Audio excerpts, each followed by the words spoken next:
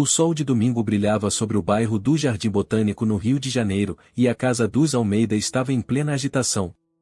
Joana arrumava a mesa da varanda para o tradicional almoço de família, enquanto seu marido Carlos preparava a churrasqueira. Desde que os filhos haviam saído de casa, esses encontros semanais tornaram-se ainda mais importantes, uma âncora que mantinha todos conectados apesar da correria do dia a dia. Teresa, a filha mais velha, chegou primeiro com o marido e os gêmeos de 5 anos. Formada em direito e sócia de um escritório renomado, ela herdara a determinação do pai e seu senso prático. Logo depois, Lucas apareceu sozinho. Professor universitário de literatura, ele era o sonhador da família, sempre com um livro debaixo do braço e ideias que desafiavam o pragmatismo do resto dos Almeida. "Cadê a Daniela?", perguntou Joana, notando a ausência da filha do meio. "Atrasada como sempre", respondeu Lucas, pegando uma cerveja da geladeira. Alguns hábitos nunca mudam. Quando Daniela finalmente chegou, havia algo diferente em seu semblante. Publicitária de sucesso, normalmente transbordava energia, mas hoje seus olhos revelavam uma inquietação incomum. Abraçou a mãe com força e cumprimentou o pai com um beijo distante na bochecha. O almoço transcorreu como de costume, Carlos contando piadas que só ele achava graça, Teresa falando sobre os desafios de equilibrar carreira e maternidade, Lucas comentando sobre seus alunos e o novo livro que pretendia escrever. Daniela, no entanto, permanecia estranhamente silenciosa, mexendo na comida sem interesse. "Tudo bem, filha?", perguntou Joana, notando sua distração. Daniela depositou o garfo no prato com um suspiro. "Na verdade, não." Olhou ao redor da mesa, medindo cada rosto. "Preciso contar uma coisa para vocês." Um silêncio desconfortável instalou-se. Até os gêmeos, sempre agitados, pareceram sentir a tensão e ficaram quietos. "Encontrei umas cartas antigas ontem, quando estava ajudando a organizar o escritório da agência." Ela hesitou, seus dedos tamborilando na borda da mesa. Eram do vovô Roberto para uma mulher chamada Cláudia. Carlos engasgou com o vinho, tossindo forte enquanto Joana empalidecia visivelmente. "Cartas de amor", continuou Daniela. "Datadas de 1985 até 1992. Olhou diretamente para o pai. "Vovô tinha um caso enquanto era casado com a vovó Helena, não é? E você sabia disso?" Carlos recuperou-se do engasgo, mas seu rosto assumiu uma expressão fechada que os filhos conheciam bem e a que usava quando se sentia acuado. "São coisas do passado, Daniela. Não devemos julgar os mortos." "Não estou julgando, pai. Estou tentando entender." Ela respirou fundo. "Nas cartas, ele menciona uma criança. Uma menina." Teresa deixou escapar uma exclamação abafada. Lucas endireitou-se na cadeira, subitamente interessado. "O que você está insinuando?", perguntou Carlos, sua voz agora perigosamente controlada. "Não estou insinuando nada. Estou perguntando. Vovô teve uma filha fora do casamento?" Joana levantou-se abruptamente, recolhendo pratos ainda cheios de comida. "Isso não é assunto para a mesa. Principalmente com as crianças presentes." Teresa, percebendo o clima, chamou os filhos para brincar no jardim. Quando voltou, o ar na varanda estava denso como antes de uma tempestade. "Como essas cartas foram parar na sua agência?", questionou Carlos. "A agência comprou o acervo do antigo jornal onde vovô trabalhava. Estamos digitalizando tudo para um projeto de memória da imprensa carioca." Daniela cruzou os braços. "Não mude de assunto, pai. Não há assunto nenhum. Meu pai teve suas falhas, como todos nós. O que importa isso agora? Ele morreu há 15 anos. Importa porque talvez tenhamos uma tia por aí que nunca conhecemos", interveio Lucas. "Alguém que é da nossa família." "Não é da nossa família." A voz de Carlos elevou-se, fazendo Joana estremecer. "Era uma aventura, um erro. Nada mais." "Um erro com nome e sobrenome", rebateu Daniela. "Nas últimas cartas, ele menciona que ela se chamaria Mariana." Um silêncio opressivo preencheu o espaço entre eles. Foi Joana quem finalmente o quebrou. Eu conheci Cláudia. 4 pares de olhos voltaram-se para ela, surpresos. Uma vez, apenas. Ela veio até nossa casa quando vocês estavam na escola. Queria que Roberto conhecesse a filha. Ele recusou. Carlos olhou para a esposa como se ela houvesse acabado de esbofeteá-lo. Você nunca me contou isso. O que adiantaria? Seu pai já estava doente, e você o idolatrava tanto. Joana serviu-se de mais vinho com mãos trêmulas. Ele me fez prometer que nunca tocaria no assunto. E a menina? Perguntou Teresa. O que aconteceu com ela? Não sei. Cláudia disse que iam se mudar para São Paulo. Nunca mais tive notícias. Daniela pegou a bolsa e retirou um envelope amarelado. Há um endereço nas cartas. Em Pinheiros, São Paulo. Não. Carlos bateu na mesa, assustando a todos. Não vamos revirar esse passado.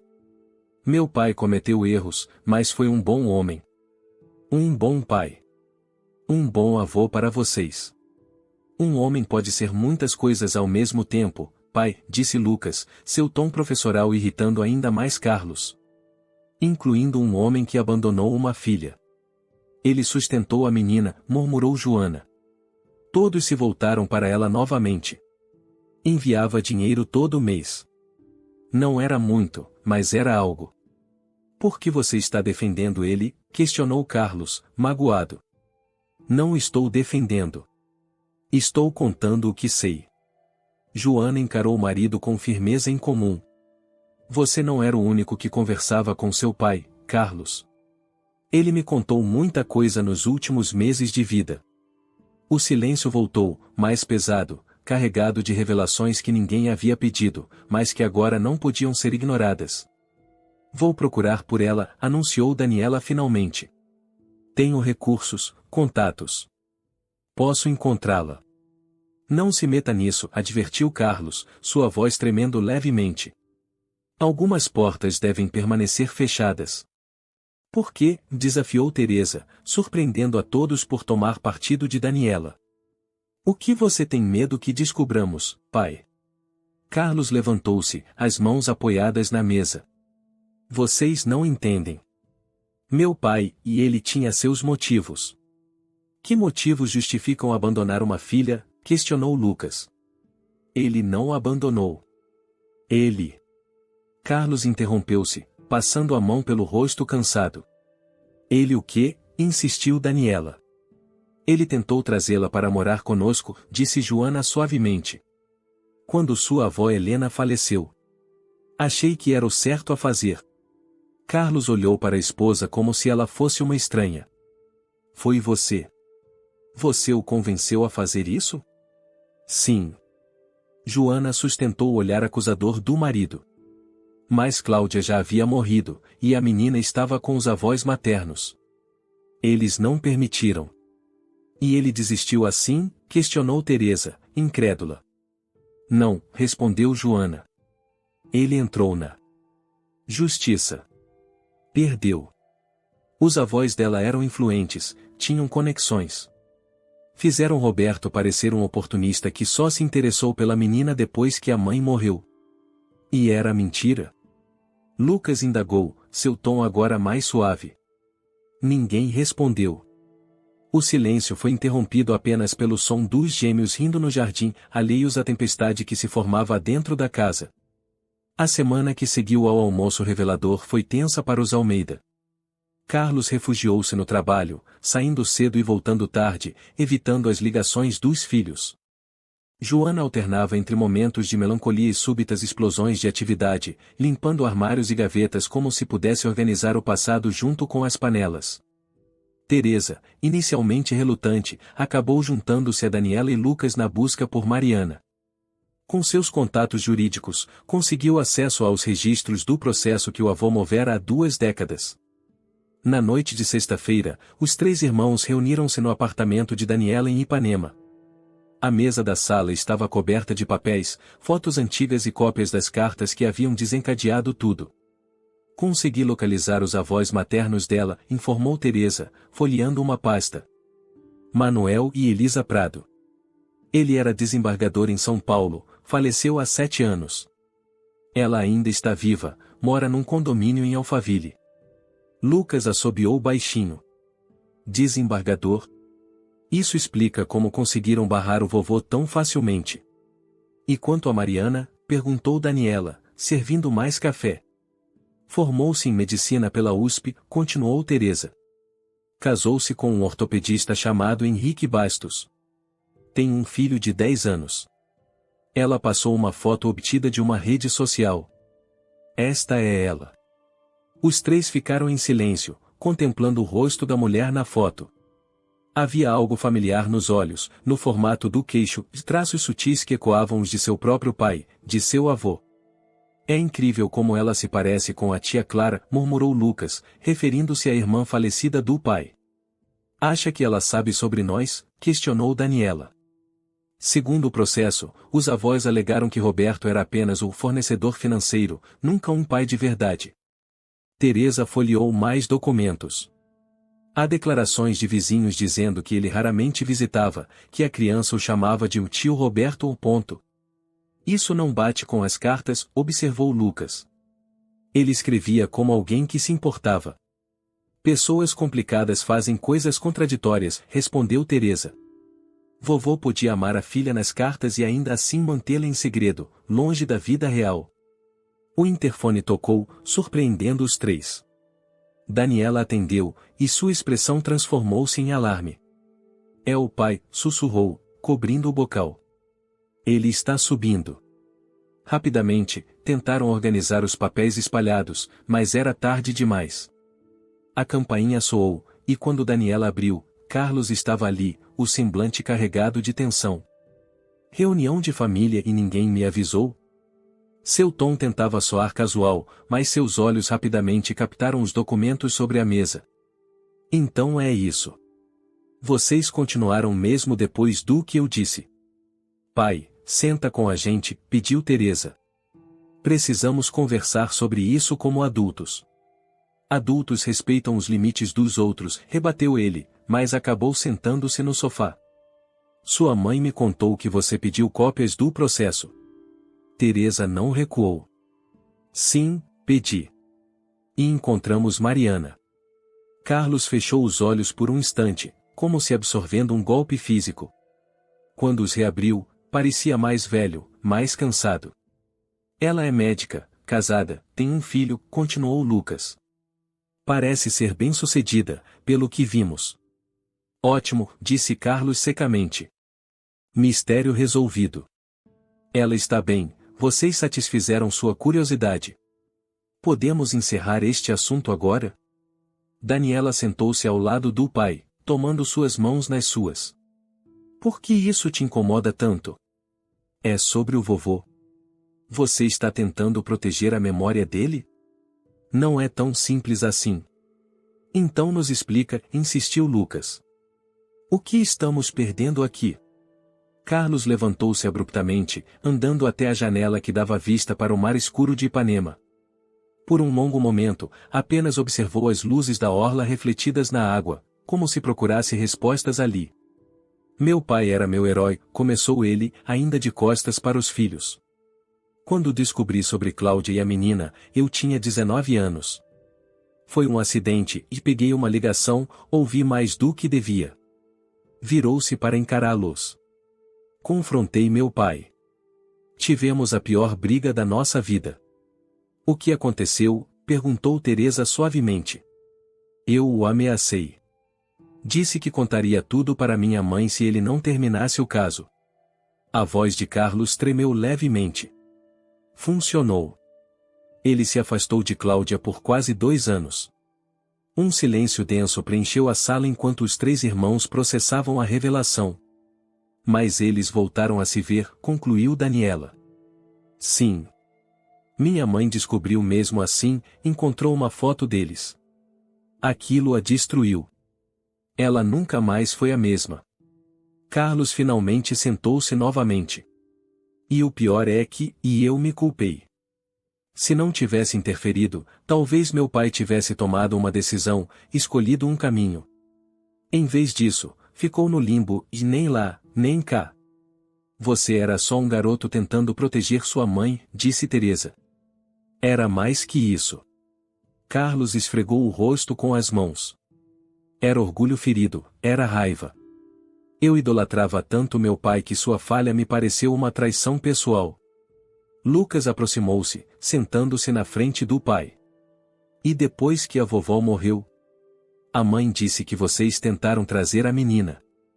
Essa parte foi ideia da Joana, como ela disse. Eu fui contra no início. Carlos sorriu tristemente. Sua mãe sempre foi melhor pessoa que eu. Ela argumentou que a menina havia perdido a mãe, que era nossa responsabilidade. Acabei concordando, mas no fundo, e não sei se estava pronto. E o vovô? Perguntou Daniela. Como ele se sentia? Desesperado. Arrependido. Quando soube da morte de Cláudia, ficou arrasado. Acho que percebeu tudo o que havia perdido, todo o tempo desperdiçado. Carlos passou a mão pelo cabelo grisalho. Mas os Prado foram implacáveis. Usaram tudo contra ele e sua ausência, o caso extraconjugal, até o dinheiro que enviava virou prova de que só se interessava pela menina quando era conveniente. E o que aconteceu depois do processo? Teresa inclinou-se, seus instintos de advogada aguçados. Meu pai envelheceu 10 anos em 6 meses. Começou a beber mais. Adoeceu. Carlos engoliu em seco. No fim, pediu para ver a menina uma última vez. Escrevi para os Prado, implorando. Eles nem responderam. A dor na voz de Carlos era palpável, fazendo os 3 irmãos se entreolharem com desconforto. Pai, começou Daniela cuidadosamente, estamos pensando em entrar em contato com ela. Não. A reação foi imediata e veemente. Vocês não têm esse direito. Essa mulher teve uma vida inteira sem nós. Que bem faria agora? Ela tem o direito de saber a verdade, argumentou Lucas.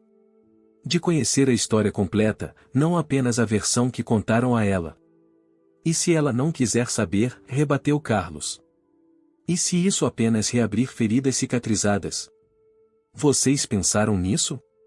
Teresa levantou-se, seu tom profissional de advogada emergindo. Podemos fazer isso com cuidado.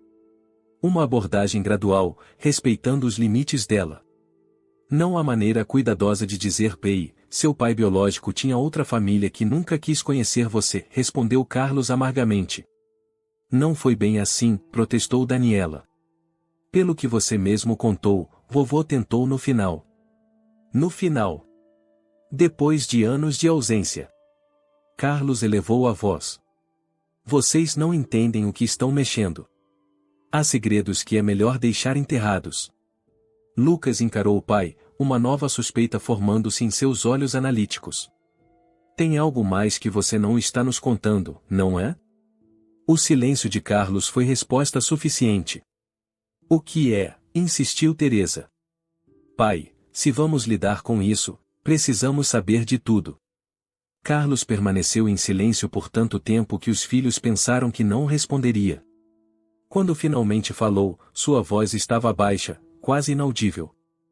Mariana veio nos procurar uma vez. Há 8 anos. Os 3 irmãos ficaram petrificados. O quê? Sussurrou Daniela. Ela descobriu sobre Roberto, pesquisou, encontrou nosso endereço. Apareceu na porta de casa numa terça-feira. Carlos não conseguia encarar os filhos agora. Joana não estava. Fui eu quem atendeu.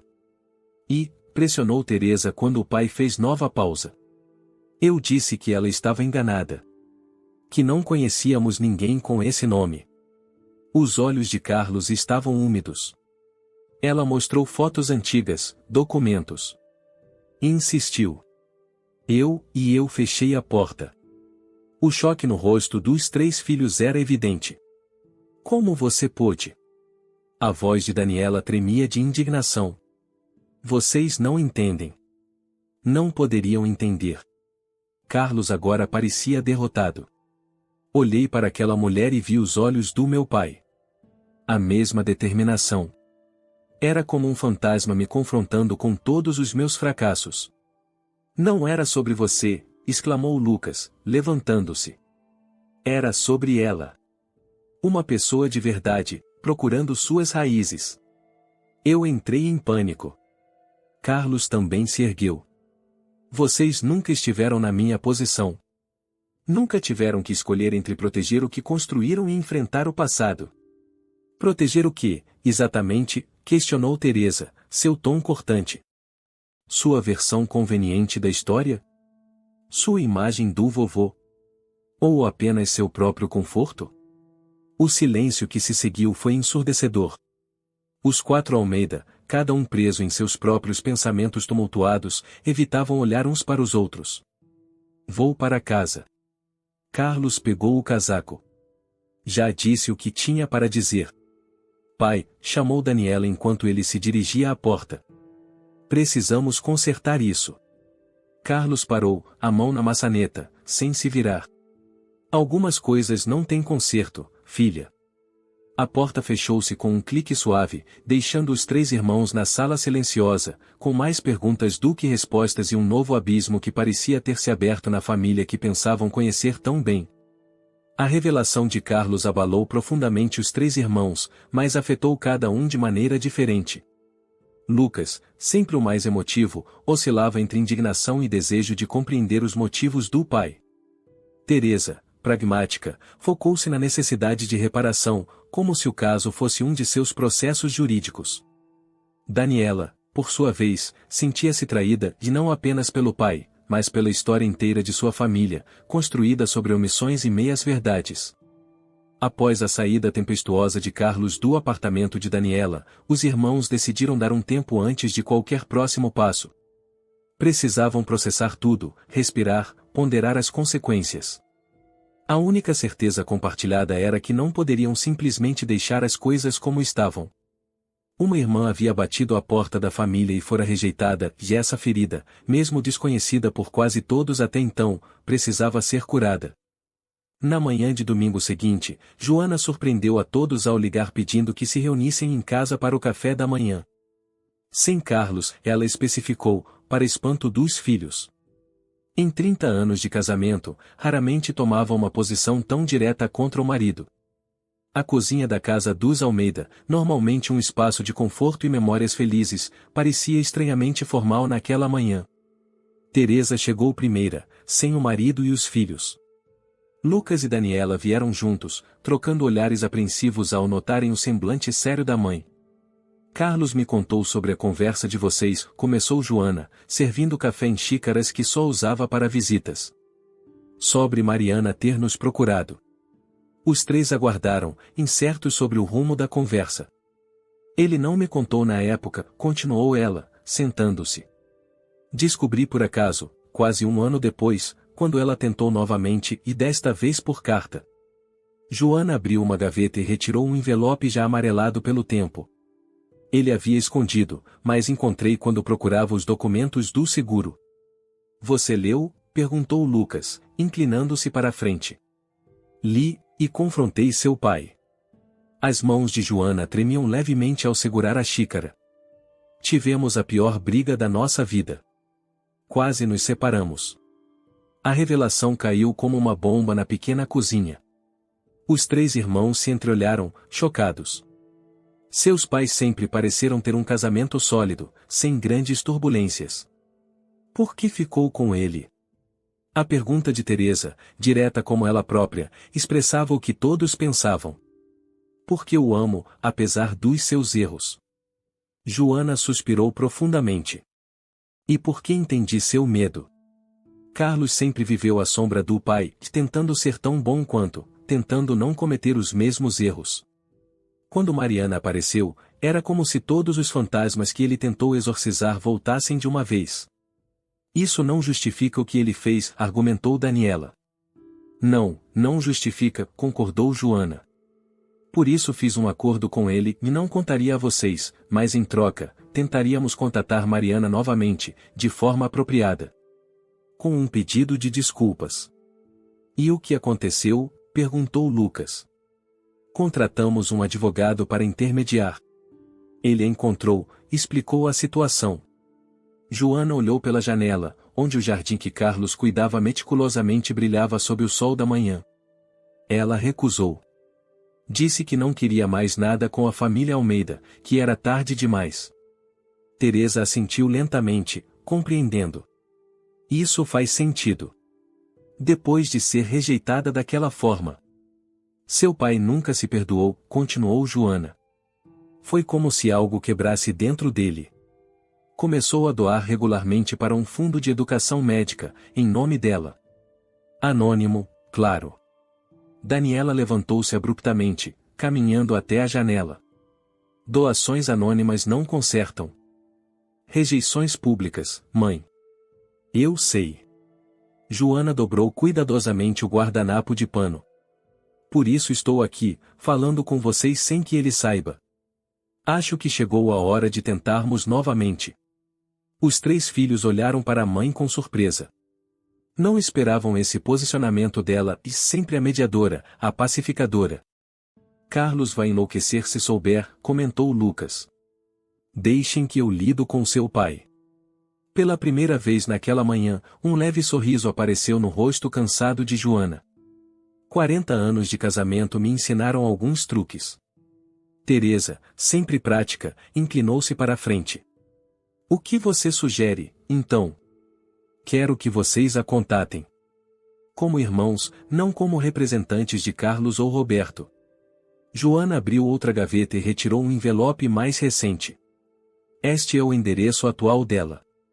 Trabalho no Hospital das Clínicas, em São Paulo. Você a investigou? Perguntou Daniela, surpresa. Ocasionalmente, ao longo dos anos.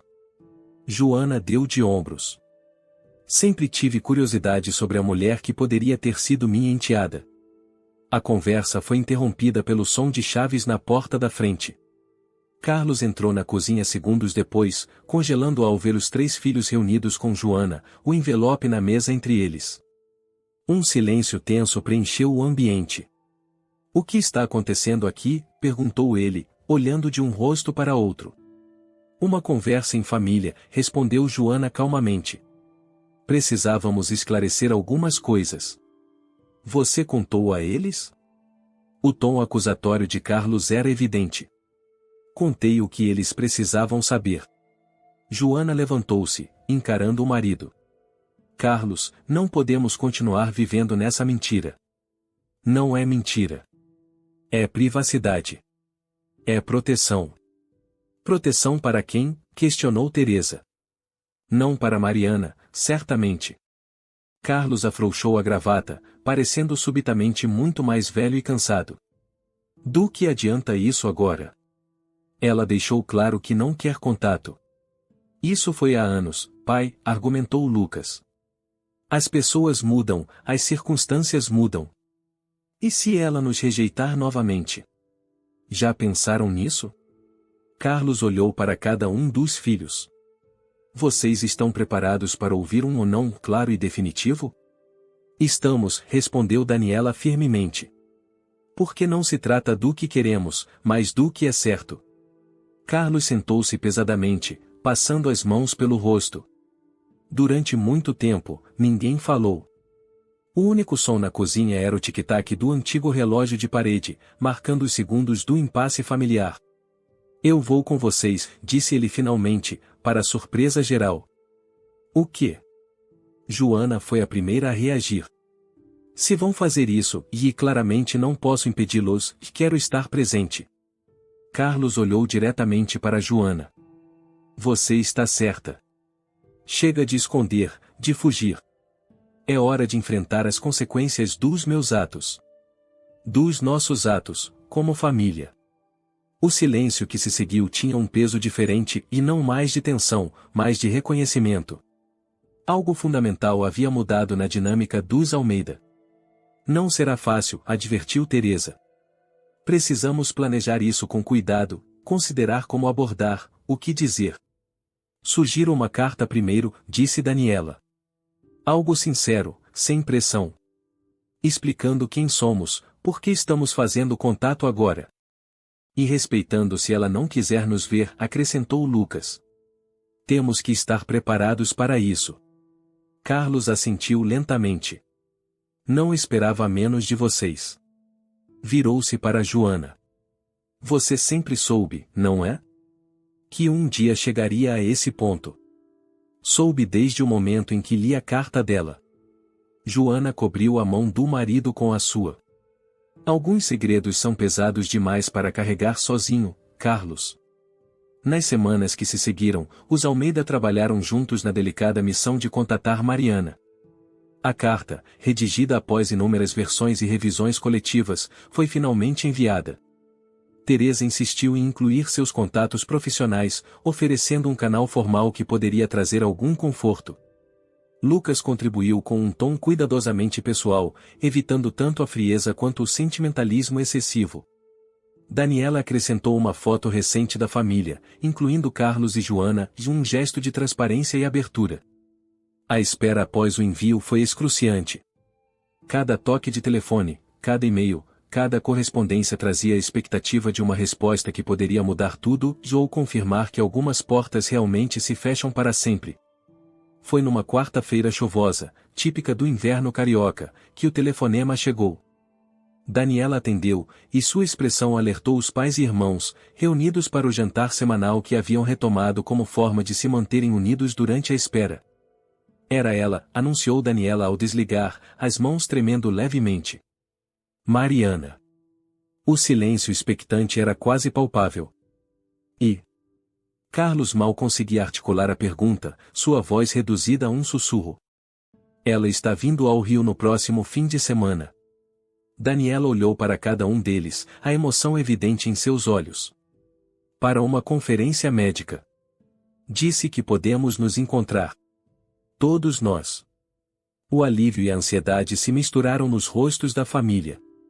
Teresa imediatamente começou a planejar e onde se encontrariam, o que diriam. Lucas questionou se deveriam preparar álbuns de fotos, contar histórias do avô. Joana simplesmente sorriu, apertando a mão de Carlos, que permanecia em silêncio, os olhos marejados. Ela fez uma pergunta, continuou Daniela. Queria saber se... Hesitou, olhando para o pai. O quê? Pressionou Carlos. Se você estaria lá. Especificamente você, pai. Daniela mordeu o lábio. Disse que precisa dizer algumas coisas para você, cara a cara. Carlos assentiu lentamente, aceitando. É justo. Ela também disse que vai trazer o filho. O sorriso de Daniela se alargou. Nosso sobrinho, Miguel. Tem 11 anos agora. Esta informação pareceu atingir Carlos de maneira especial. Um neto que nunca conhecera, uma nova geração afetada pelas decisões do passado. Pela primeira vez em semanas, seu rosto se iluminou com algo próximo à esperança. Vamos fazer isso direito, disse ele finalmente. Como família.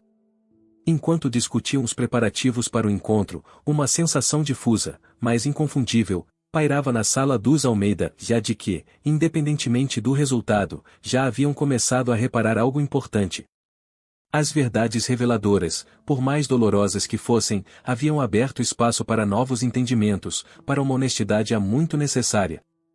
Naquela noite, quando todos já haviam partido e a casa estava silenciosa, Carlos encontrou Joana no jardim, contemplando as estrelas que apareciam timidamente entre as nuvens que se dissipavam. Estou com medo, confessou ele, sentando-se ao lado da esposa. Eu sei, respondeu ela simplesmente. Eu também. Não sei se consigo olhar nos olhos dela e pedir perdão. Não sei se qualquer perdão seria suficiente. Talvez não seja sobre perdão ainda, sugeriu Joana, entrelaçando seus dedos nos dele. Talvez seja apenas sobre reconhecimento. Sobre dizer você existe, você importa, você sempre foi parte desta história. Ponto. Carlos assentiu, as palavras da esposa ecoando uma verdade que ele havia fugido por tanto tempo. Os meninos estão animados, comentou. Terrivelmente nervosos, mas animados. Claro que estão. Joana sorriu. Ganhar uma irmã aos 40 anos não é algo que aconteça todo dia. Carlos olhou para a casa onde criará seus filhos, onde construir a sua vida, percebendo como tudo poderia ter sido diferente e melhor, talvez, se tivesse tido a coragem que seus filhos demonstravam agora. Obrigado, disse ele, apertando a mão de Joana. Por não desistir de mim. Por me forçar a ser melhor do que sou. Você sempre foi melhor do que acredita, Carlos. Só precisava de um empurrão ocasional para lembrar disso. As luzes da cidade cintilavam ao longe, e acima deles, o céu noturno abria-se em possibilidades infinitas, assim como a família Almeida agora se abria para um novo capítulo, um que, apesar das incertezas, trazia consigo a promessa de uma verdade mais completa, de laços mais autênticos, e talvez, apenas talvez, de uma chance de redenção. O restaurante escolhido para o encontro ficava em Botafogo, com vista para a Baía de Guanabara e neutro o suficiente para não intimidar, elegante o bastante para demonstrar respeito. A sugestão veio de Teresa, que argumentou que um local público seria menos opressivo que a casa dos Almeida, carregada de memórias que, para Mariana, não existiam. Naquela manhã de sábado, o céu amanheceu excepcionalmente azul, como se a própria natureza conspirasse para aliviar a tensão que dominava a família. Carlos não dormira direito, levantando-se antes do amanhecer para caminhar pela praia de Copacabana, ensaiando mentalmente palavras que sabia que seriam insuficientes. Joana dedicou-se a escolher e reescolher sua roupa, optando finalmente por algo discreto e acolhedor. Lucas, sempre o mais ansioso, ligou para os irmãos 3 vezes antes das 9, discutindo detalhes já acertados. Daniela, por sua vez, preparou um pequeno álbum com fotos do avô, selecionadas cuidadosamente para mostrar a Mariana um homem completo, com virtudes e falhas, de não apenas o amante ausente ou o patriarca idealizado. Chegaram juntos ao restaurante, meia hora antes do combinado. O maitre os acomodou na mesa reservada, estrategicamente posicionada num canto discreto do terraço, com privacidade suficiente para uma conversa difícil. E se ela não vier? A pergunta escapou dos lábios de Carlos, verbalizando o medo que todos compartilhavam. Ela virá, respondeu Joana, ajustando o arranjo de flores que haviam trazido. Não teria ligado se não quisesse realmente nos conhecer. Ainda assim, acho que devíamos ter um plano B, insistiu Teresa, sempre prática. Se sentir desconfortável, se quiser sair. Daremos espaço, concluiu Lucas. É o mínimo que podemos fazer. O tempo se arrastava. Cada garçom que se aproximava, cada novo cliente que entrava fazia os corações dos Almeida acelerarem. Às 12h47 depois do horário combinado, e Daniela avistou Mariana era mais alta do que parecia nas fotos. Cabelos escuros presos num coque simples, óculos discretos, roupas elegantes mas sem ostentação. Ao seu lado, um menino de 11 anos, com os mesmos olhos observadores que Lucas tinha na infância, segurava sua mão com firmeza. Ela parou por um instante na entrada do terraço, escaneando as mesas até encontrar o pequeno grupo que a aguardava ansiosamente. O reconhecimento foi imediato e mútuo. Havia algo nos traços, na postura, no olhar e aquele inconfundível DNA Almeida que ligava todos eles, mesmo sem nunca terem se encontrado. Carlos levantou-se primeiro, seguido pelos demais. O pequeno trajeto que Mariana percorreu até a mesa pareceu uma eternidade. Quando finalmente ficaram frente a frente, ninguém soube exatamente como proceder e um aperto de mão seria formal demais, um abraço, íntimo demais. Olá, disse ela finalmente, a voz firme porém suave. Sou Mariana. E este é meu filho, Miguel. O menino acenou timidamente, os olhos curiosos percorrendo cada rosto, talvez procurando semelhanças com o seu próprio. As apresentações seguiram num roteiro quase ensaiado, Teresa primeiro, depois Lucas, Daniela, Joana e, por fim, Carlos. Quando chegou sua vez, ele estendeu a mão hesitante, que Mariana aceitou após uma breve pausa. O contato durou apenas alguns segundos, mas carregava o peso de décadas. Obrigada por virem, disse Joana, quebrando o gelo enquanto todos se sentavam. Foi muito corajoso da sua parte aceitar nos encontrar. Não sei se foi coragem, respondeu Mariana, ajudando o filho a acomodar-se. Curiosidade, talvez. Ou apenas cansaço de carregar perguntas sem respostas. A conversa inicial foi difícil, pontuada por longos silêncios e tentativas de temas seguros, o tempo, a viagem, a conferência médica que trouxera Mariana ao Rio. Miguel, percebendo a atenção dos adultos, concentrou-se no menu infantil, desenhando nas margens com o lápis oferecido pelo garçom. Foi Daniela quem finalmente abordou o elefante na sala. Trouxemos algumas fotos, se você quiser ver. Do nosso avô e do seu pai. Mariana olhou para o pequeno álbum que Daniela deslizou sobre a mesa, mas não o tocou imediatamente. Tenho apenas uma foto dele, comentou, abrindo a bolsa e retirando uma imagem desgastada. Minha mãe guardou. É de quando eu tinha uns 2 anos. A foto mostrava um Roberto mais jovem segurando uma menina pequena no colo, ambos sorrindo para a câmera em frente a um carrossel. O contraste entre essa imagem e a narrativa de ausência que todos conheciam era desconcertante. Ele ia me ver, explicou Mariana, notando a surpresa nos rostos ao redor. Não frequentemente, mas ia. Principalmente nos meus aniversários, no Natal às vezes. Sempre como o tio Roberto, o amigo da família. Ela sorriu sem humor. Eu só entendi quem ele realmente era quando tinha uns 12 anos e ouvi uma discussão entre minha mãe e minha avó. Carlos engoliu em seco. Achávamos que ele era mais e ausente. Isso teria sido mais fácil, não é? O tom de Mariana era suave, mas a observação atingiu Carlos como uma flecha. Um pai completamente ausente seria uma história mais simples. Mas ele estava lá, na periferia da minha vida. Presente o suficiente para eu sentir falta quando não estava, ausente o bastante para eu nunca poder chamá-lo de pai. O garçom aproximou-se para anotar os pedidos, oferecendo uma breve pausa na tensão crescente. Quando se afastou, foi Teresa quem retomou a conversa. Como era sua relação com ele, depois que você descobriu? Complicada, respondeu Mariana após um momento. Eu tinha raiva, claro. Mas também compaixão. Ele parecia tão partido. Como se vivesse pela metade. Ela finalmente abriu o álbum trazido por Daniela, folheando-o lentamente. Depois que minha mãe morreu, ele tentou se aproximar mais. Mas meus avós dificultaram tudo. E então ele também adoeceu. Ele tentou conseguir sua guarda, disse Joana. Queria que você viesse morar conosco. Mariana levantou os olhos, surpresa. Isso eu não sabia. Meus avós disseram que ele só queria me visitar ocasionalmente, que nunca quis responsabilidade real. Não foi bem assim, Carlos interveio, sua voz mais firme agora. Meu pai moveu um processo. Perdeu, mas tentou.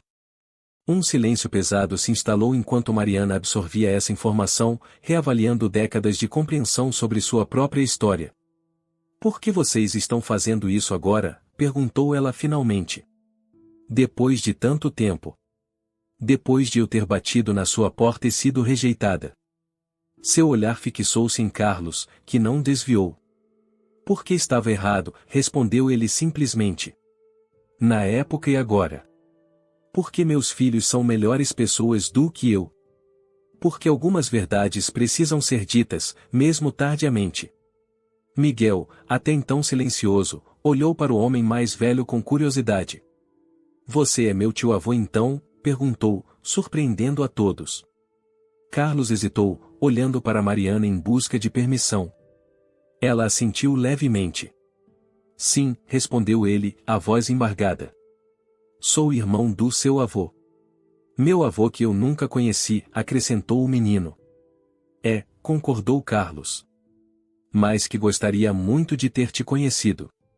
A sinceridade na voz de Carlos trouxe lágrimas aos olhos de Joana e Daniela. Teresa, sempre contida, apertou os lábios com força. Lucas sorriu tristemente, reconhecendo o peso daquele momento. Posso perguntar uma coisa, disse Mariana, dirigindo-se a todos. Como ele era? Como pai, quero dizer. Sua vulnerabilidade era palpável.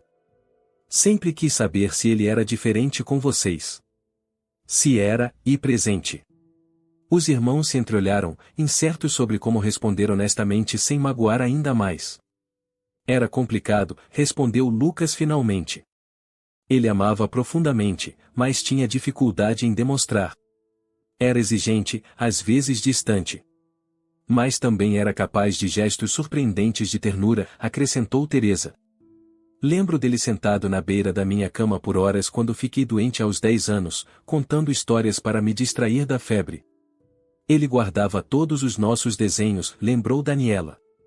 Tinha uma pasta para cada um de nós. Encontramos depois que ele faleceu. Carlos permaneceu em silêncio, seus olhos fixos na mesa. Quando finalmente falou, sua voz era quase um sussurro. Ele falava de você. Não frequentemente, não abertamente. Mas às vezes, principalmente nos últimos anos, mencionava uma menina que gostava de livros de aventura e tinha talento para desenho. Perguntava-me se você ainda desenhava. A surpresa no rosto de Mariana era evidente. Eu desenhava o tempo todo. Queria ser artista antes de decidir pela medicina. Ela olhou para o filho. Miguel também desenha. Tem talento. O menino sorriu timidamente, claramente sem saber como reagir a essa súbita conexão com um passado que acabará de descobrir. O almoço prosseguiu, a conversa fluindo gradualmente com mais naturalidade. Histórias foram compartilhadas, e algumas dolorosas, outras surpreendentemente leves.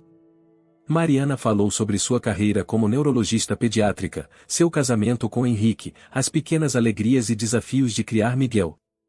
Os Almeida, por sua vez, compartilharam fragmentos da vida que ela nunca conheceu, pintando um retrato mais completo da família da qual sempre foram um ramo separado. Quando a sobremesa chegou, o clima já havia mudado. Não havia intimidade ainda, e isso levaria tempo, se é que algum dia viria, mas havia uma abertura, uma possibilidade que não existia 3 horas antes. Vocês poderiam visitar São Paulo algum dia, sugeriu Mariana, surpreendendo a si mesma. Conhecer Henrique. Ver onde moramos. Gostaríamos muito, respondeu Joana, antes que qualquer outro pudesse falar. Ao se despedirem no final da tarde, os abraços ainda eram desajeitados, as palavras ainda cuidadosamente escolhidas. Mas quando Mariana se aproximou de Carlos, algo mudou em sua expressão. Não sei se posso perdoar tudo, disse ela baixinho, para que só ele ouvisse. Mas estou disposta a tentar entender. Carlos assentiu, incapaz de falar. Por um breve momento, viu no rosto dela traços de seu pai, e não o Roberto que todos conheciam, mas o homem que, em seus momentos finais, havia sussurrado o nome de uma filha distante, pedindo um perdão que achava impossível. É um começo, respondeu ele finalmente. A volta para casa após o encontro com Mariana foi silenciosa. Cada membro da família Almeida estava imerso em seus próprios pensamentos, processando as revelações, recalculando décadas de histórias pela nova perspectiva adquirida. Para Carlos, especialmente, o peso das verdades compartilhadas naquela tarde era quase físico, de uma pressão no peito que não o abandonava. Nos dias que se seguiram, voltaram à rotina, e Carlos para seu escritório de contabilidade, Joana para seu trabalho voluntário na biblioteca municipal, os filhos para suas próprias vidas e famílias. Mas algo havia mudado fundamentalmente. Conversas telefônicas antes protocolares agora se estendiam por horas. Mensagens eram trocadas com mais frequência. Era como se o encontro com Mariana houvesse removido uma barreira invisível que há anos mantinha todos a uma distância segura uns dos outros. 2 semanas após o almoço em Botafogo, o telefonema que Carlos secretamente temia e esperava finalmente veio. Mariana queria encontrá-lo a sós. Há coisas que precisamos conversar, só nós dois, explicou ela, com uma firmeza que Carlos reconheceu como traço de família. Eles marcaram num café perto do hotel onde ela se hospedaria em sua próxima vinda ao Rio, daí a 10 dias. Carlos não contou para ninguém, nem mesmo para Joana. Algo lhe dizia que esta conversa seria um acerto de contas particular que ele precisava enfrentar sozinho. Quando o dia chegou, encontrou Mariana já à sua espera, num canto afastado do café da pequena livraria em Laranjeiras. Vestia roupas simples, o cabelo solto desta vez, parecendo mais jovem e, de alguma forma, mais vulnerável do que no almoço formal. Obrigada por vir, disse ela, indicando a cadeira à sua frente. Claro. Carlos sentou-se, nervoso como um adolescente. Como está Miguel? Bem. Cheio de perguntas sobre todos vocês. Ela sorriu levemente. Ele gostou especialmente do Lucas. Ficou fascinado com a ideia de um tio-avô professor de literatura. Carlos assentiu, aliviado pelo início cordial da conversa. Mas Mariana não era de rodeios. Trouxe algo para você ver. Ela abriu a bolsa e retirou um envelope amarelado. São cartas do meu avô, Manuel Prado, para minha mãe. Encontrei quando limpei a casa da minha avó após seu falecimento, no mês passado. Carlos pegou o envelope com cautela, como se manuseasse algo frágil e perigoso ao mesmo tempo. Essas cartas contam uma história bem diferente da que eu conhecia, continuou Mariana, observando-o atentamente. Aparentemente, seu pai não era tão ausente quanto me fizeram acreditar. As mãos de Carlos tremiam levemente ao retirar as cartas do envelope. A primeira, datada de 1988, era uma resposta acalorada do desembargador Prado para a filha Cláudia. Sua insistência em manter contato com este homem é imprudente e nos envergonha. Ele é casado, tem sua própria família. A menina já tem 5 anos e merece estabilidade, não migalhas de atenção de alguém que nunca poderá ser um verdadeiro pai. Carlos continuou lendo, carta após carta, o estômago apertando a cada nova revelação. As missivas documentavam anos de interferência deliberada, de manipulação, de barreiras cuidadosamente erguidas entre Roberto e sua filha. Havia menções a encontros cancelados, a presentes devolvidos, a telefonemas nunca comunicados. Meus avós interceptavam praticamente tudo, explicou Mariana enquanto Carlos lia. Quando eu era pequena, Roberto só me via porque aparecia de surpresa. Depois que cresci, eles não podiam impedir completamente, mas dificultavam o máximo possível. Carlos levantou os olhos, atordoado. Por quê? Por que tanto esforço para mantê-lo afastado? Orgulho. Posição social. E algo mais pessoal, que só descobri com estas cartas. Mariana apontou para a carta do fundo do maço. Leia esta. A carta, diferente das outras, era de Roberto para Manuel Prado, uma resposta aparentemente a um ultimato: recuso-me a abdicar dos meus direitos como pai de Mariana apenas porque você não suporta o fato de sua filha ter se apaixonado por alguém que você considerava inferior. Se pensa que seu título e suas conexões vão me intimidar, está enganado. Lutarei por ela com ou sem seu consentimento. Inferior? Questionou Carlos, confuso. Classe social, explicou Mariana. Meu avô era da velha aristocracia paulista. Via seu pai como um arrivista, um jornalista provinciano que teve a audácia de envolver-se com a filha de um desembargador. Ela suspirou profundamente. O preconceito mais antigo do mundo, não é? Dinheiro velho versus dinheiro novo. Ou, no caso do seu pai, dinheiro nenhum. Carlos balançou a cabeça, incrédulo. Meu pai não era rico quando conheceu sua mãe, mas também não era exatamente pobre. Para o padrão do meu avô, era. E depois, quando Roberto começou a ter sucesso financeiro, aí virou outra coisa, de inveja, talvez. Mariana tomou um gole de café, pensativa. Mas o pior nem foram os impedimentos práticos. Foi o que eles plantaram na minha cabeça. Anos e anos ouvindo que meu pai não me queria, que me visitava por obrigação ou pena. Isso destrói uma criança por dentro. A culpa que Carlos carregava há anos intensificou-se ao ouvir aquelas palavras. Sinto muito, Mariana. Muito mesmo. Acho que todos falhamos com você de alguma forma. Incluso você, fechando a porta na minha cara 8 anos atrás? Finalmente, a mágoa que ela havia contido no almoço familiar emergiu, clara e cortante. Carlos não tentou se esquivar. Sim. Especialmente eu. Por quê? A pergunta era simples, direta, devastadora em sua simplicidade. Carlos respirou fundo, sabendo que devia a ela nada menos que a verdade absoluta. Tive medo, admitiu finalmente. Não apenas do escândalo, da turbulência que você poderia trazer para nossas vidas bem arrumadas. Tive medo de encarar o que meu pai havia feito. O que eu havia permitido que acontecesse. Como assim? Eu sabia sobre você desde adolescente. Pressionei meu pai a se afastar da sua mãe. Depois, quando ele queria assumir tudo, não o apoiei como deveria.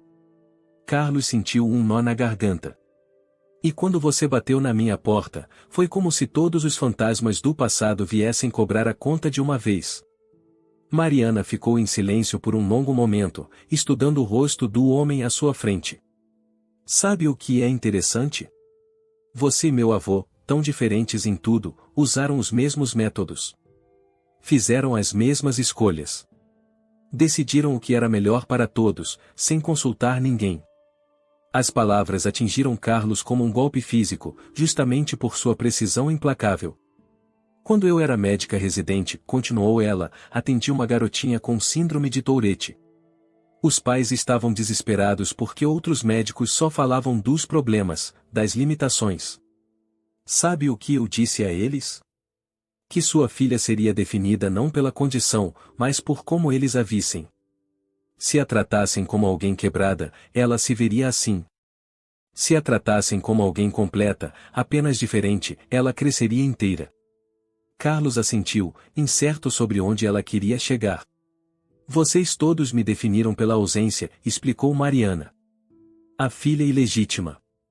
A menina sem pai. O segredo vergonhoso. Ninguém perguntou quem eu era além disso. E quem você é? Perguntou Carlos suavemente. Um pequeno sorriso surgiu no canto dos lábios dela. Essa é a primeira pergunta certa que você me faz. Inclinando-se para a frente, continuou: sou uma médica que ama seu trabalho. Uma mãe imperfeita mais dedicada. Uma esposa que ainda se apaixona pelo marido depois de 15 anos. Alguém que lê poesia quando está triste e cozinha quando está feliz. Desenho mal, mas com entusiasmo. Tenho pavor de baratas e adoro dias chuvosos. Seu olhar intensificou-se. Sou uma pessoa inteira, Carlos. Nunca fui apenas a filha que Roberto abandonou. Um silêncio se instalou entre eles, não totalmente desconfortável, mas carregado de reconhecimento. Há mais cartas, disse Carlos finalmente. Do meu pai para sua mãe. E algumas para você, que nunca foram enviadas. Joana guardou tudo. Hesitou antes de continuar. Se quiser vê-las algum dia. Talvez. Não agora. Mariana recolheu as cartas do avô, guardando-as cuidadosamente. Sempre achei que entender o passado me traria paz. Agora percebo que é mais complicado. Cada nova peça do quebra-cabeça parece criar mais perguntas que respostas. Mas mesmo assim, você quis saber. Sempre vou querer saber. É quem eu sou. Ela deu de ombros. Talvez seja um traço de família. Lucas mencionou que é incapaz de largar um livro pela metade, mesmo que não esteja gostando. Teresa disse que já perdeu o sono destrinchando casos especialmente complexos. Carlos sorriu ao reconhecer a precisão das observações. Roberto era assim também. Nunca deixava uma história pela metade. E você? A pergunta pegou Carlos de surpresa. Eu? Acho que sempre tive medo das histórias incompletas. Das pontas soltas. Prefiro narrativas limpas. Organizadas.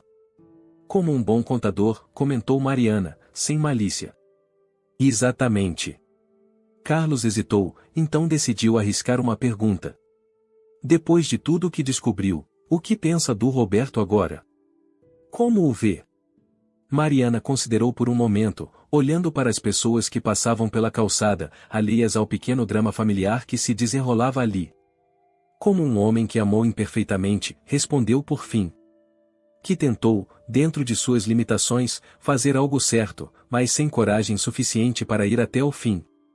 Um homem preso entre dois mundos, que nunca conseguiu pertencer inteiramente a nenhum deles. Virou-se para Carlos. Não muito diferente de você, acho. A observação não era maldosa, apenas honesta. E Carlos, surpreendentemente, sentiu-se mais compreendido do que julgado. Henrique e eu estamos pensando em passar o Réveillon no Rio, comentou Mariana, mudando de assunto. Com Miguel, claro. Se não for incômodo. Não seria incômodo nenhum, respondeu Carlos rapidamente, quase ansioso. Seria maravilhoso, na verdade. Poderíamos alugar uma casa maior, para todos. Mariana sorriu, erguendo a mão em um gesto pacificador. Um passo de cada vez, Carlos. Ainda estamos nos conhecendo. Claro, desculpe. Ele recuou, envergonhado pelo entusiasmo excessivo. Não se desculpe. É bom ver que você quer isso. Ela consultou o relógio. Preciso ir. Tenho uma palestra em 1 hora. Ao se despedirem na calçada, Mariana surpreendeu Carlos com um breve abraço e o primeiro contato não protocolar entre eles. Obrigada pela honestidade, disse ela. Mesmo que tardia. Obrigado por dar uma segunda chance, respondeu ele. A todos nós. Observando-a se afastar pela rua movimentada, Carlos sentiu algo se desprenderem dentro de si e um peso que havia carregado por tanto tempo que se tornará parte dele, agora finalmente começando a aliviar. Naquela noite, ao voltar para casa, contou tudo para Joana. Sobre as cartas, sobre a manipulação do desembargador Prado, sobre a conversa franca e dolorosa. Sobre o convite para o Réveillon, que significava que portas estavam se abrindo, mesmo que lentamente. Ela é extraordinária, comentou Joana, depois de ouvir tudo. Tem a força da mãe e a determinação do pai. E algo totalmente dela, acrescentou Carlos. Uma dignidade própria, que não vem de nenhum dos dois. Enquanto se preparavam para dormir, Carlos percebeu que, pela primeira vez em anos, não sentia aquela inquietação noturna, aquela sensação de assuntos inacabados que sempre o assombrava. No lugar, havia uma estranha sensação de possibilidade, como se, aos 65 anos, estivesse apenas começando a aprender como ser parte de uma família de verdade. Os meses que se seguiram trouxeram uma aproximação gradual entre os Almeida e Mariana. Começou com telefonemas esporádicos, Teresa consultando-a sobre questões médicas para um caso que envolvia um cliente com problemas neurológicos, o Lucas enviando recomendações de livros após descobrir o interesse compartilhado por romances históricos, ou Daniela pedindo conselhos sobre um projeto publicitário para um hospital pediátrico. Pequenas pontes sendo construídas, uma conversa de cada vez. Joana, com sua paciência característica, tornou-se uma espécie de elo. Enviava mensagens semanais, não invasivas, apenas atualizações simples sobre a vida familiar, receitas ocasionais, comentários sobre o tempo. Nunca pressionava por respostas, mas ficava visivelmente feliz quando estas vinham, e vinham com frequência cada vez maior. Carlos mantinha uma distância respeitosa, ciente de que sua relação com Mariana ainda era mais frágil. Enviava mensagens curtas, principalmente sobre Miguel, após descobrir o interesse do menino por futebol. O Flamengo jogou bem ontem. Miguel assistiu. Nada elaborado, nada que exigisse longas respostas, apenas lembretes gentis de que estava ali, disponível. Foi Miguel, aliás, quem inadvertidamente acelerou a reconciliação. Em meados de outubro, a escola do garoto organizou uma feira de ciências com o tema Histórias Familiares. Ele decidiu fazer seu projeto sobre a árvore genealógica médica da família, inspirado pela própria mãe e pelos casos interessantes que ela compartilhava sobre seus pacientes. Ele precisa de informações sobre doenças hereditárias na família, explicou Mariana em um telefonema para Joana. Pensei que talvez vocês pudessem ajudar com o lado do Roberto. A oportunidade foi recebida com entusiasmo. Joana mobilizou todos para reunir informações e histórico cardíaco do lado paterno, casos de diabetes na família materna, a miopia hereditária que afetava quase todos os Almeida. Teresa, sempre metódica, criou uma linha do tempo detalhada. Lucas contribuiu com antigas histórias familiares que documentavam comportamentos indicativos de condições hoje reconhecíveis. Para Carlos, foi uma revelação perceber quantas das características que considerava manias do pai poderiam ter sido sintomas de ansiedade não diagnosticada. Vocês poderiam vir antes do Réveillon, sugeriu Mariana após receber o material enviado. Para a apresentação do projeto de Miguel. Ele ficaria feliz. O convite, casual mais significativo, foi como um portão finalmente sendo aberto.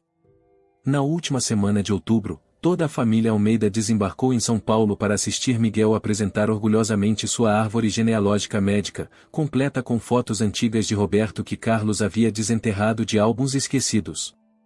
Foi a primeira vez que conheceram Henrique, o marido de Mariana, e um homem tranquilo, de sorriso fácil e olhar observador.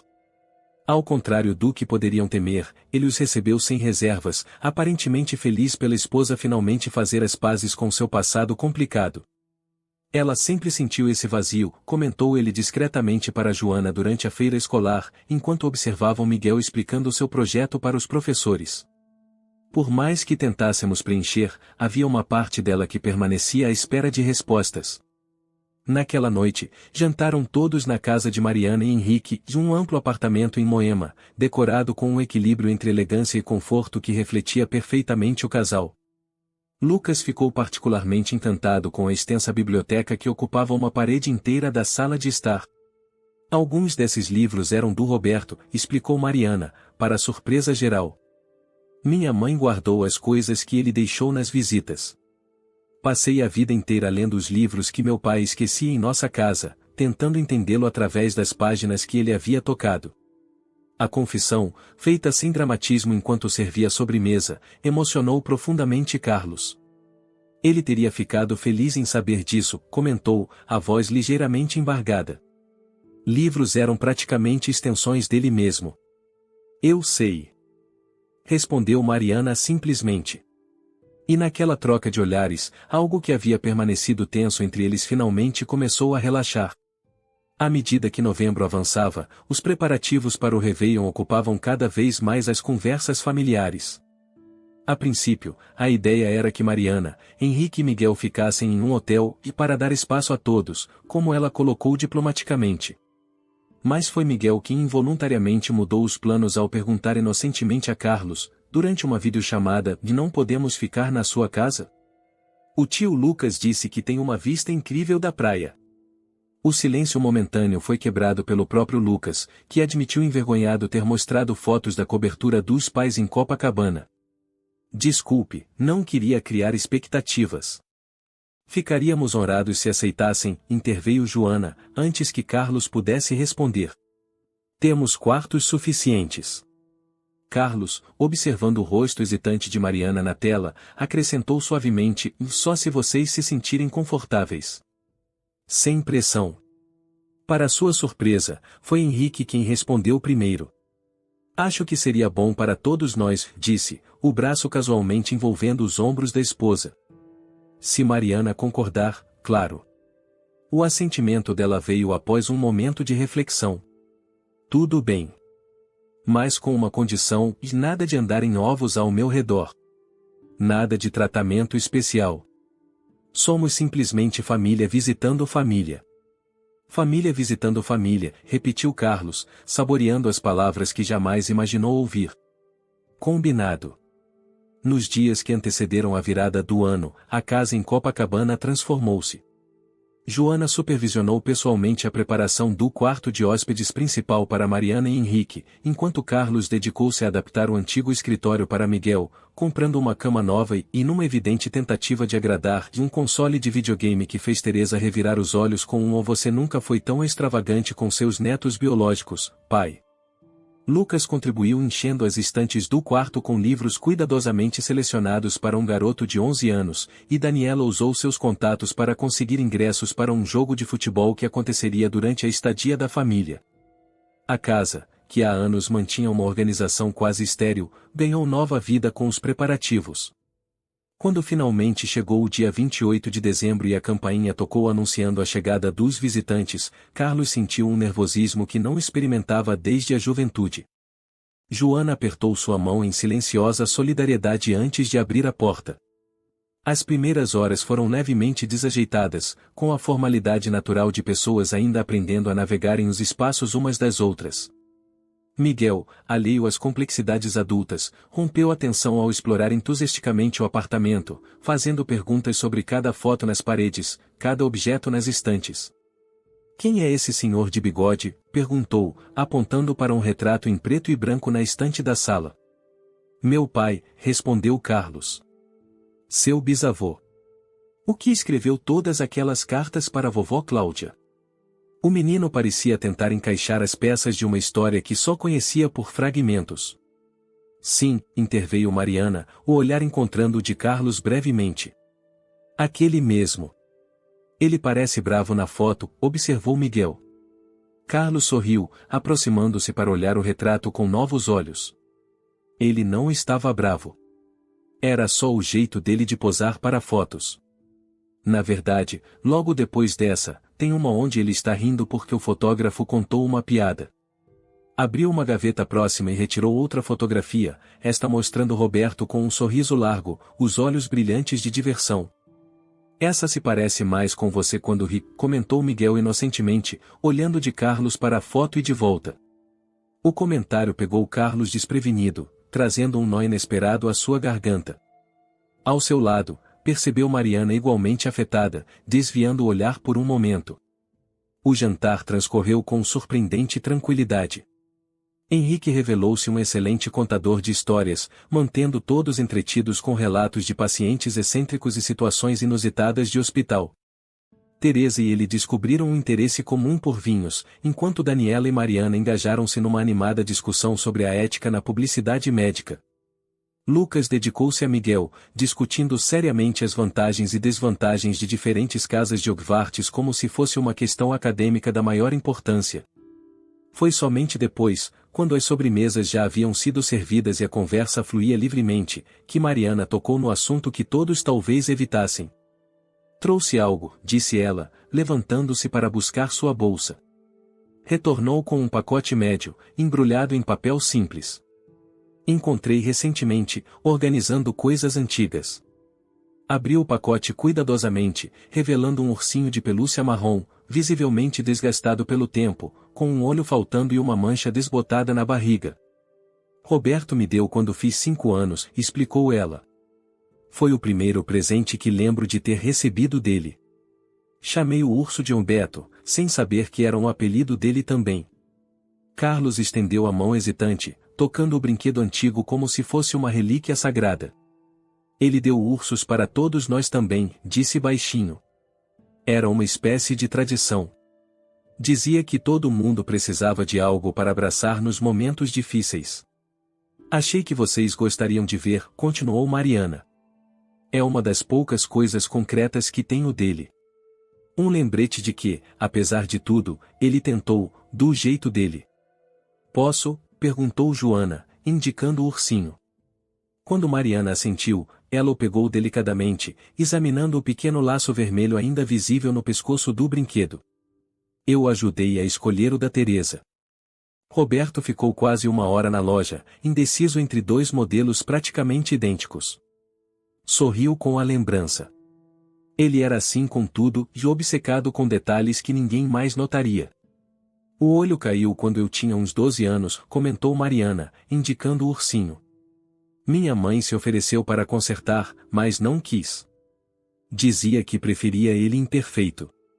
Como todos nós, observou Lucas suavemente. O momento era carregado de emoção, mas não da tristeza que talvez esperassem. Havia uma estranha sensação de completude, como peças de um quebra-cabeça finalmente encontrando seus lugares corretos. Nos dias que se seguiram, a convivência trouxe descobertas mútuas, semelhanças inesperadas, diferenças surpreendentes, conexões que transcendiam o tempo e as circunstâncias de separação. Miguel tornou-se o catalisador de muitas interações, seu entusiasmo juvenil e curiosidade genuína derrubando barreiras que os adultos talvez demorassem mais tempo para superar. Na noite de Ano Novo, reuniram-se todos na ampla varanda para assistir aos fogos de Copacabana. O céu estrelado de verão servia de tela para o espetáculo pirotécnico que iluminava a Bahia com cores fantásticas. Miguel, equilibrado no parapeito seguro por Henrique, apontava excitado para cada nova explosão de cores. Carlos, parado um pouco afastado do grupo, observava a cena com uma sensação que demorou a identificar e não era exatamente felicidade, nem apenas alívio, mas algo mais profundo e permanente. Contentamento, talvez. A sensação de que, finalmente, tudo estava como deveria estar. Mariana aproximou-se silenciosamente, parando ao seu lado. Por um momento, apenas observaram juntos o espetáculo, confortáveis no silêncio compartilhado. Ele estaria feliz, disse ela finalmente, sem desviar os olhos dos fogos. Roberto. Vendo todos nós juntos assim. Estaria, concordou Carlos. Hesitou antes de acrescentar, obrigado. Por dar essa chance. Não apenas a mim, mas a todos nós. Mariana virou-se para encará-lo, o rosto parcialmente iluminado pelas explosões coloridas no céu. Não fiz isso só por vocês. Fiz por mim também. Por Miguel. Para quebrar o ciclo de segredos e meias-verdades. Sorriu levemente. É estranho, mas quanto mais conheço vocês, mais entendo partes de mim mesma que nunca fizeram sentido antes. Como o quê? Minha obsessão com detalhes. A necessidade de ter livros ao alcance da mão em qualquer lugar. Até mesmo o jeito como seguro a xícara de café, e Henrique sempre comentou que parecia afetado, mas é exatamente como Teresa segura a dela. Carlos assentiu, reconhecendo os traços familiares. DNA é algo poderoso. Mas também são as escolhas que fazemos. Olhou para Miguel, agora nos ombros de Lucas para ver melhor os fogos. Ele é um ótimo garoto. Vocês fizeram um excelente trabalho. Fazemos o que podemos, dia após dia. Mariana seguiu seu olhar. É engraçado, passei anos imaginando como seria se Roberto tivesse sido presente em minha vida. Se teria sido diferente, melhor. Agora percebo que talvez não seja tão simples. Famílias são complicadas mesmo nas melhores circunstâncias. Verdade, concordou Carlos. Mas talvez o complicado não seja necessariamente ruim. Apenas irreal. O céu explodiu numa cascata de luzes douradas, anunciando a chegada oficial do Ano Novo. Abraços foram trocados, votos de felicidade compartilhados. Quando chegou a vez de Carlos e Mariana, o abraço foi breve, mas genuíno, e não mais o gesto formal de estranhos, nem a intimidade automática de quem sempre conviveu, mas algo novo e próprio deles. Feliz Ano Novo, disse ele. Feliz novo começo, respondeu ela. Mais tarde, enquanto a celebração continuava na sala com música e mais champanhe, Carlos encontrou um momento para ficar sozinho na varanda. Tirou do bolso uma velha fotografia que mantinha sempre consigo, e ele e o pai, ambos jovens, em um raro momento de cumplicidade fotografada durante uma pescaria. Estamos tentando consertar as coisas, pai, murmurou para a imagem. Melhor tarde do que nunca, não é? Uma brisa suave agitou as folhas das plantas da varanda, como se em resposta. Na sala, ouviu-se a risada cristalina de Miguel misturada à de Teresa e seus filhos. Joana tocava piano, uma antiga canção que Carlos reconheceu imediatamente e a favorita de Roberto. Guardando a foto, Carlos voltou para dentro, para sua família, e não mais fragmentada e incompleta, mas ampliada e em processo de cura. Imperfeita, como o ursinho de Mariana. Real, como as histórias que finalmente estavam sendo contadas em sua totalidade. E, acima de tudo, viva e com todas as complicações, contradições e possibilidades que isso implicava.